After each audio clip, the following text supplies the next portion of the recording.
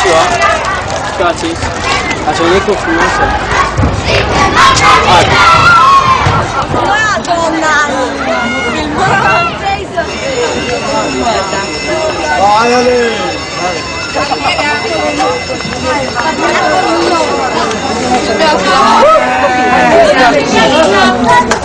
Aqui, ó. Já querem. Grazie.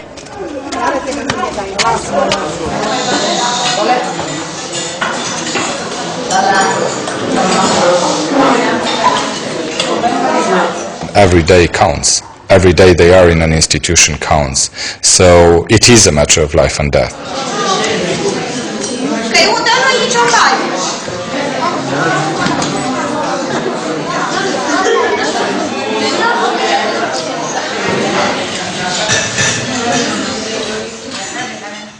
Romania wants to close the door on its dark past and its grim institutions. Now the thinking is that children should be reunited with their natural family, put into foster care or into smaller centres. It's a massive cultural shift for children, parents and the entire society.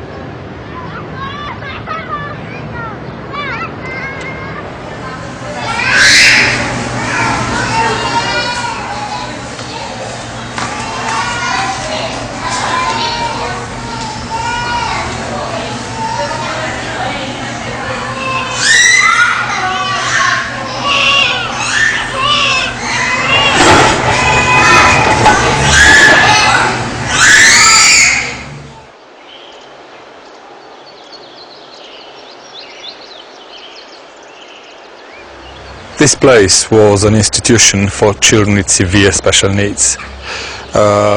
When we started the project in 2003, there were about 270 children. If you came to the building through the bars of the windows, you'd hear the shouts, you'd hear the screams, you'd see the hands being tied to the bars.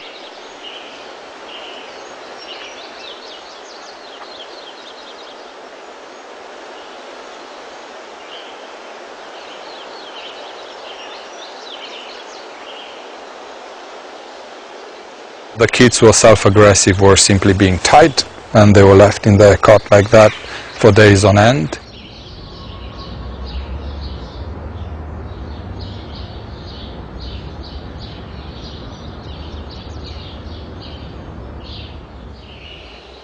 What's so wrong with institutionalisation?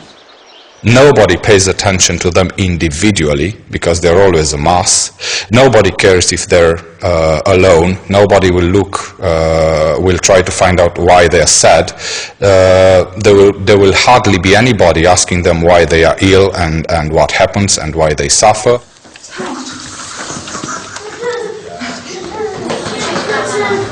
Așa, bravo, scumpule, hai! Hai că putem merge, hai! Bravo, Ionuț, bravo! Bravo! Hai să mergem să arătăm noi la nenea că noi știm să umblăm. Everything was a new experience to them. Getting them out, seeing the grass, touching the leaves. It was unbelievable to see how every single sensation was extraordinary, was something fascinating to them.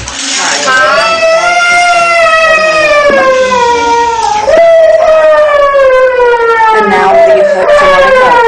Pardon? What do you hope for Monica? She'll live here, she can develop. She will live here for the rest of her life. It's a miracle to see her stand as she does now, because before she was packed like a sandwich. Her position actually was more or less this one, and that's how she was tied. She was basically tied like a sandwich, and whenever she was let loose, she would hit her head with her feet very, very strongly.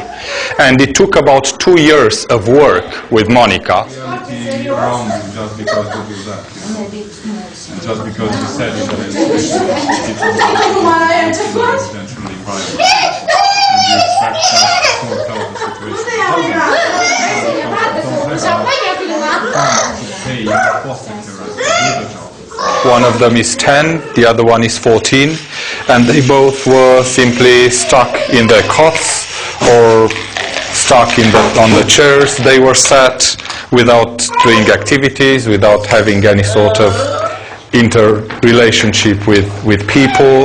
They couldn't eat solid food. They were basically being fed from the bucket, and all they did was suck food. That was all they did. That was the way in which they were eating, drinking, basically, drinking their food.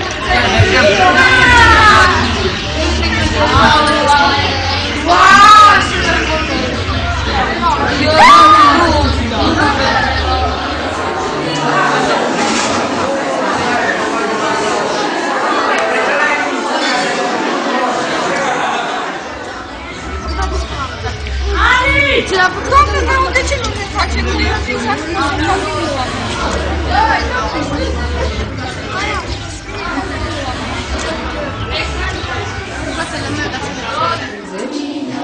Una de 28 și apoi mămica stă cu ea, cu fata 28, știi? Și avea nu tot timpul pe la ei, știu. Ce ați făcut astăzi? Ce să vă într-o ore? În afară de ore? În afară de ore? Practică. Ai culat cineva mai? Ai culat cineva? I'm not a specialist, but a kind of retard, kind of other mental disease. So, but this is not. I don't know all the diagnostics. So, but mainly mental disease.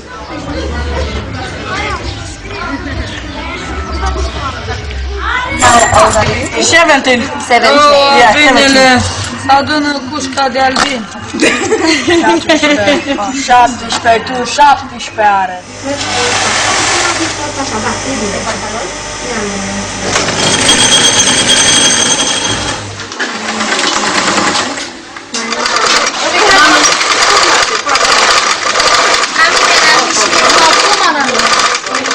And they were placed there, and in that moment I assumed that the door was closed, you know. You are here, you have a mental disabilities, and we saw many children in that situation, especially teenager.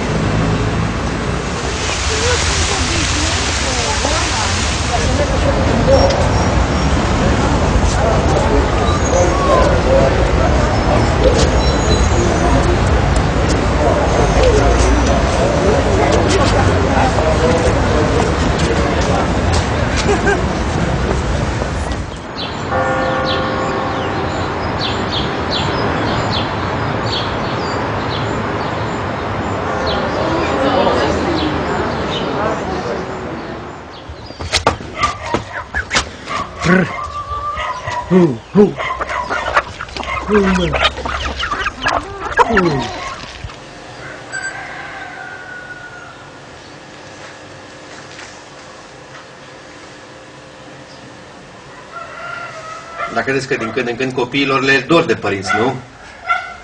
Au telefon, dă telefon. Tati, trimite-mi asta, mami, trimite-mi ce. Așa că nu dus lipsă de nimic. Vezi că pici. Nu te pot orice tu acolo. Punta și aburtă. I can't tell my grandmother everything because she's old and she doesn't understand what's happening in this world right now of teenagers and all this stuff. What's it like when Razvan misses your parents? What happens? He comes and tells me, and then I hug him and I tell him that my mother is going to come home soon. Do you feel like you're a bit of a mother to him as well? Of course, yes. Because my mother told me when she left that I should take care of him. De fapt, la masă nu se vorbește, se mănâncă, se bea. Da. Their age or their abilities, they get involved in prostitutions, they beg, and the big ones, they organize gangs of young people, of young kids.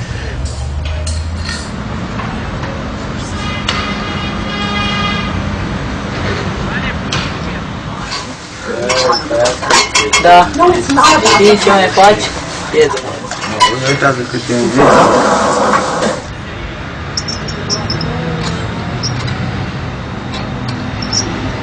Care mă, la moldoveanul ăla meu? Da, mă, moldoveanul ăsta, covoralul ăsta în cameră. Zăpăcitul, dă-i un picior în creier. Ce e ăla? Nu călsuși, Corneliu. E ăsta? Da. Ia. În viața mea nu l-am văzut. Era bine dacă era și de mică aici.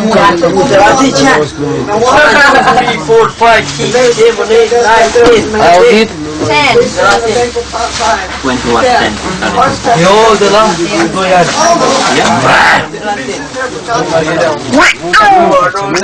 Unde m-am mutat eu? Ce zici, nu? Gata, uite-și la un cât, dacă pleacă la un el o crede. Acolo s-a mutat pe cineagă. Dar eu stau în față. Urcă un pic. Stămoșule. So, who takes care of you? Me. Eu. El. Toți prieteni. Friends. Hai, Linuș, că ne mai trebuie 350. Să mai bine de la 350. Ai auzit? We received a lot of money from everywhere in the world, and obviously people expect now to see some changes. And the fact that these kids, these people are still here, it is sad.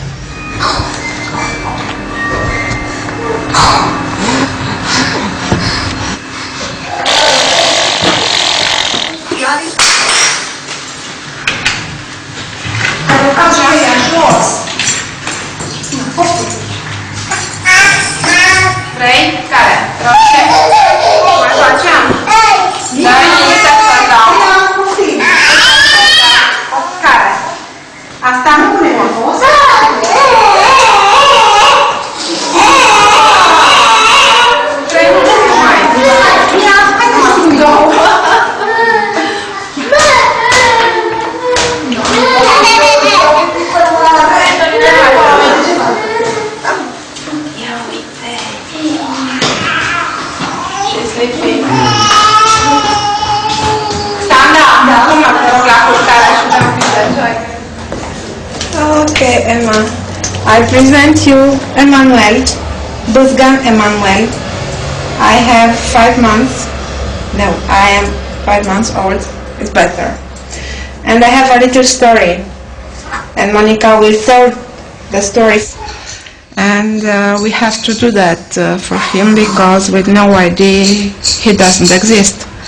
He has no rights. You don't exist, you have no rights. And now we are working on his ID papers.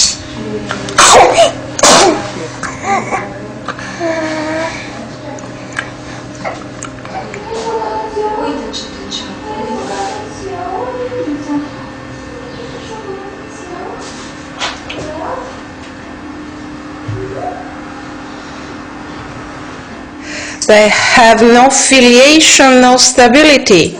That's my mommy. I go to my mommy. I am safe with my mommy. I have many mommies. Anyone, it's okay, but which is mine?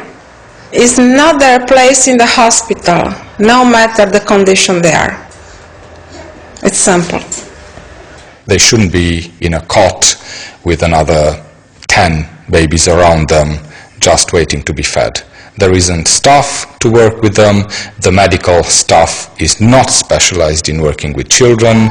They are medical staff, they are nurses, and a baby's place is not in a hospital.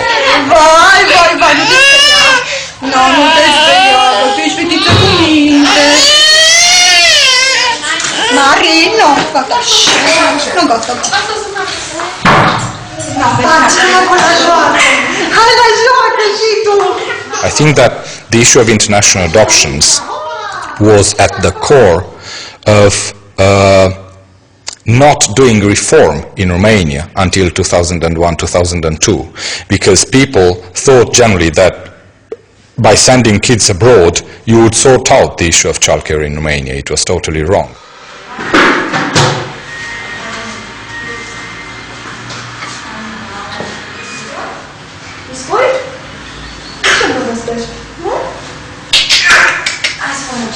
I think that money was being made by a whole network formed of lawyers, people involved in social services, politicians, doctors. You'd have, I think that nearly everybody who was involved in this kind of scheme had his or her own cut.